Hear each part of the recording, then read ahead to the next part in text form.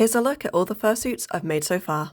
Starting off, we have Bew. He was a commission from my friend of his very cute plushy possum OC. He came with a head, paws, and a tail. Next up was Sif. He was another client's OC. He was very cool to make, had a lot of interesting elements and designs. He came with hair, removable eyelids, and custom jewelry. My first time making all of these things.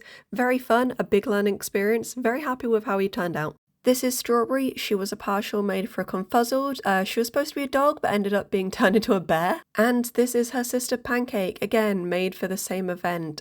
She came with floppy ears. These were really cute to do. I want to do another pair with floppy ears because I really like the look of them.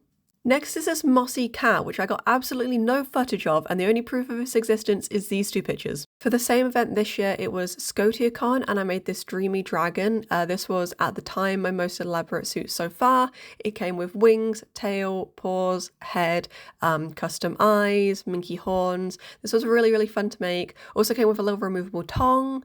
I'm really happy with the style. I feel at this point I was kind of really getting into like my own style of suits. There's the tail. Probably should have attached it better to my back because it looks a bit dumb there. But yeah, very cute, very cute. And my latest suit is Izzy. Here she is. Again, a lot of new techniques with her. It was my first time getting to do a wig on a fursuit, which I think was really cool, and doing hoof paws with little breakaway gaps so that you can get your hands out.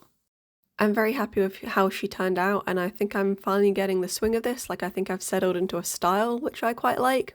As for what's next, well, I will actually be making my own suit. Here is the design. It is a rosy maple moth dragon. It's going to be a full partial with feet, hands, wings, tail, and a head.